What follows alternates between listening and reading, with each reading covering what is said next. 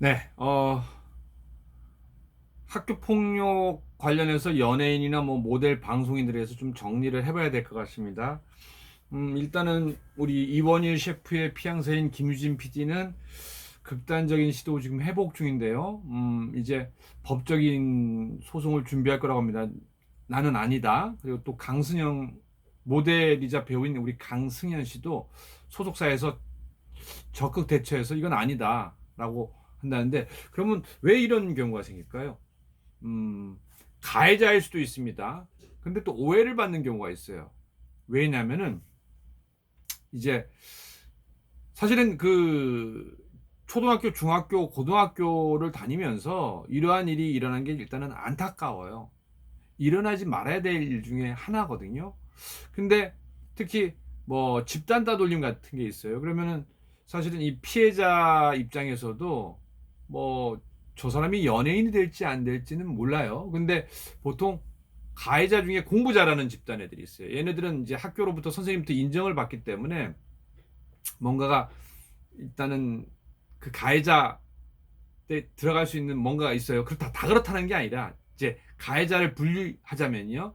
그리고 뭐가 있냐면은 좀 가정적으로 이 아이에게 뭔가 남의 거를 뺏거나 때리거나 그랬을 때 혼내주거나 그게 잘못됐다는 걸 인식해주지 못하는 그런 가정 환경의 아이들이 또 가해자가 될 확률이 높습니다. 그리고 또 한 가지 뭐냐면 이제 연예인은 아니지만서도 춤을 잘 춰요. 노래를 잘해요. 뭐 연예인기가 다방만 하면 그 학교에서 그 지역에서 이슈가 되거든요. 그럼 또 연예들이 가해자들이 이렇게 형성해요. 이렇게 뭐 카르텔 형성하는 것처럼 야야 쟤 좀 들어오게 해. 뭐 그런 게 있거든요. 그리고 뭐 싸움을 잘하고 폭력을 잘하는 애들이 이게 이제 가해자가 이제 집단화되는 거서 이제 파워를 형성하는 거죠. 근데 물론 이제 연예인 관련하거나 방송인 관련해서도 셀럽들도 충분히 가해자가 될 수 있어요. 이건 인성의 차이거든요. 왜냐면은 어렸을 때부터 부모님으로부터 어머님으로부터 아버지로부터 남 때리는 건 안 돼. 그거는 잘못된 거고 남을 가해를 가했을 적에 남의 걸 뺐을 때 그거는 처벌의 대상이 된다는 걸 자꾸 아이에게 알려주잖아요. 아이 그런 행동 안 합니다. 바늘 도둑이 소도둑 되는 거고 3살 버릇이 80살까지 가는 거거든요. 그러니까 제가 아까 말했던 것처럼 때리는 게 잘못됐는지 잘했는지 크게 거기에 대한 인식이 없는 거예요. 그러다 보니까 중요한 게 뭐냐? 근데 연예인이나 셀럽 중에 관여가 안 된 사람이 있는데 왜 또 오해가 생기는 경우가 있냐면, 왜냐면 최근에 몇몇 사례 같은 경우에는요, 가해자로 지목됐다가 나 아니다 정말 그렇게 해서 뭐 나가니까 또 흐지부지 되는 경우도 있어요. 그럼 뭐냐, 인식의 잘못일 수도 있습니다.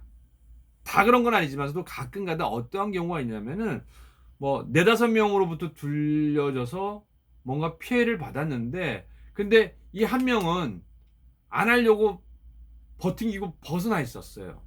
근데 중요한 거는 이 일반인들은 사실은 나중에 성장한 다음에 사회 곳곳에서 볼 수가 없어요. 그러면 누구만 기억날까요? 우리의 뇌는 고스란히 피해를 받기 때문에 가해자를 떠올려내야 되는 거거든요. 그러다 보니까 가해자 1번, 2번, 3번, 4번, 5번은 기억이 안 나고 누구만 나는 거예요? 가해자 집단에 있던 방관자로 있던 그 한 명이 기억날 수도 있는 겁니다. 그러면은 혹시 쟤 아니야? 쟤 아니야 하다가 이게 어느 순간이 되면요. 맞아. 쟤 때문에 이게 이쪽이 이렇게 표면화돼 갖고 공동 집단으로 돼 버려요.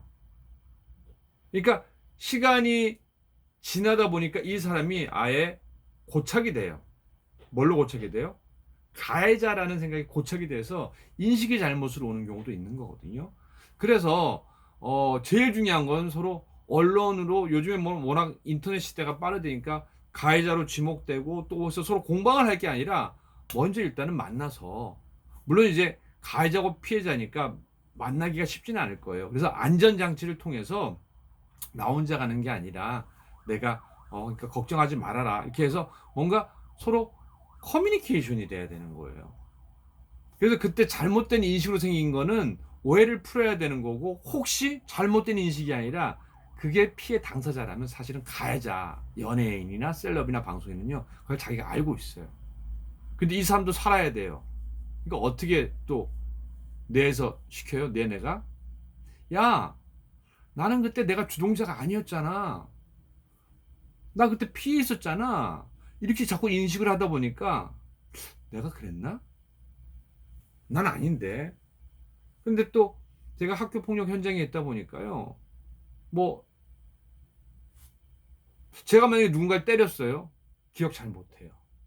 근데 맞았잖아요. 10년 전 일도 20년 전 일도 정확히 제가 다 기억을 합니다. 저도 강원도에서 전화가 와서 시골에 새카만 아이가 뭐 깡이 보통이 아니었죠. 근데 전학을 두 번 오다 보니까 학교 애들로부터 뭐 좀 괴롭힘도 받고 그랬는데 첫 번째는 막 정정당당히 싸워서 잘해서 잘 됐어요. 근데 두 번째 학교 가니까 또 기가 죽어. 근데 누군가 와요. 그래서 그거를 싸울 수밖에 없었어요. 근데 내가 이겼어요. 때렸어요. 물론 이제 정정당당하게 먼저 그쪽에서 싸움을 건 거죠. 뭐 학교 폭력 가해자 피해자가 아닌. 근데 그때 맞아 그런 일이 있었지. 이름 잘 기억 못 해요. 근데 제가 중학교 때 한 번 하다가 누구랑 싸웠는데 야야 때려봐 임마 때려봐. 왜냐면 제가 그래도 어느 정도 좀 싸움은 했거든요. 운동도 많이 했고 때려봐 했는데 딱 맞았는데 바바바박 하면서 저요? 아직도 그 친구 이름 정확히 기억합니다. 몇 대를 맞았는지. 그러니까 이게 뭐냐면요. 어, 가해자는 뭔가 불안해서 뭔가 불안 심리로 자꾸 자기 기억을 희석시키는 거거든요. 근데 이 피해자는 맞는 걸 정확히 기억해요. 어디를 맞았고 몇 날 며칠. 그래서 정확할 때가 있거든요.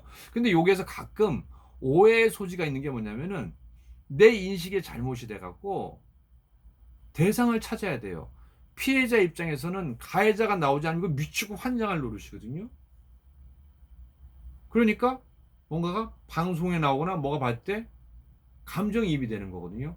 안 그래도 죄 처음에는 정확히 방관자라고 기억할 수 있어요. 근데 다른 애들은 기억이 안 나요. 그러면은 이 표면상에 있던 게 뭐예요? 이 방관자 5번이 표면상으로 가해자 1번으로 2번으로 3번으로 4번으로 5번으로 올라오는 경우가 있습니다. 이게 인식이 그러니까 사람의 뇌가 그만큼 자기를 보호하려고 하는 거예요. 다음에 또 기회가 되면 내 뇌를 보호하기 위해서 어떠한 일이 일어나는지 이건 뭐 제 얘기가 아니라 여러 뭐 공중파 다큐에서나 종편 다큐에서 여러 프로그램에서 이미 입증이 된 거거든요. 그럼 무슨 얘기냐? 그래서 그런 오해의 소지를 없애기 위해서 일단 당사자 간에 만나서 차분하게 냉정하게 얘기를 해봐야 됩니다. 이게 그러면은 이게 사실은 빵 터뜨렸어요. 당연히 학교 폭력이든 뭐 비투가 됐던 간에 뭐 금전적인 돈투가 됐던 간에 비투가 됐던 간에 해결할 건 해결해야겠죠. 또 자기가 아니면은 정말 최선을 다해서 부모로부터 계속 이용을 당한 경우도 있거든요. 그런 경우 종종 보잖아요. 그럼 무슨 얘기냐?